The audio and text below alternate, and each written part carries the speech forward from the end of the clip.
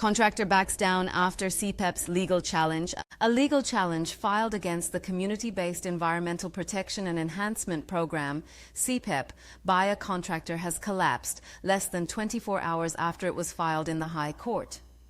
Stephen Samuels Contractors Limited, which had moved urgently to reverse CPEP's decision to terminate its contract, withdrew its claim form, statement of case, and application for injunctive relief on Friday, one day after launching the action. The company's attorneys, led by St. Clair O'Neill and senior counsel Larry Lalla, had served a pre-action protocol letter on CPEP CEO Keith Eddy on July 3, calling for the immediate rescission of a termination notice dated June 27th. The letter gave CPEP until 3 p.m. that same day to respond or face court action. The termination, which took effect immediately, was part of a wider CPEP decision to cancel contracts for more than 300 contractors, reportedly affecting upwards of 10,000 workers across the country. In the pre-action letter, attorneys for Samuel's company described the termination as oppressive, unlawful, and against public policy, arguing that it breached both the express terms of the contract and the principles of natural justice. They claimed the contractor had performed its duties satisfactorily and had been given no warning or reason for the sudden termination.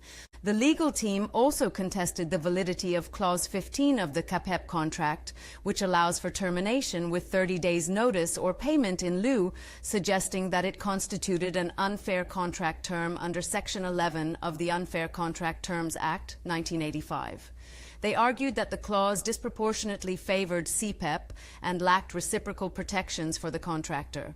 However, CPEPs Response, issued through Freedom Law Chambers and led by senior counsel Anand Ramlogan, cast doubt on the legitimacy of a contract extension signed between the two parties on April 23, 2025, 5 days before the general election.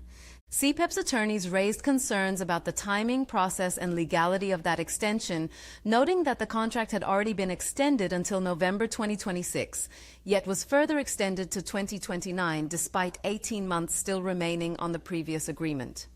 In their response letter, CPEP demanded a full explanation and documentation, questioning whether the addendum had been processed in accordance with procurement policy, board approval, or principles of transparency.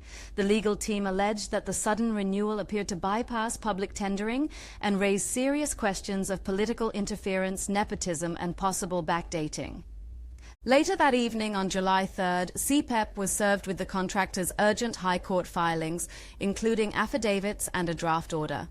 But by the next day, attorneys for the contractor filed a notice of withdrawal, effectively ending the matter. CPEP, in a subsequent letter dated July 4th, accused the contractor of abusing the legal process, alleging that the claim had been politically motivated and poorly grounded in law. This claim was misconceived, hopeless, frivolous, and vexatious, and doomed to fail, the company's attorneys stated. It was clearly an abuse of the court's process whereby your client was illegitimately invoking the court's jurisdiction for the dubious purpose of providing perceived legal political ammunition. CPEP also disclosed that the contractor had received over $7 million in payments from 2018 to 2025 and had consistently benefited from contract renewals, despite CPEP's stated model of offering short-term contracting opportunities. With the claim withdrawn, CPEP has indicated its intent to pursue legal costs and left open the possibility of referring the matter to the relevant authorities for further investigation into alleged breaches of law or contract.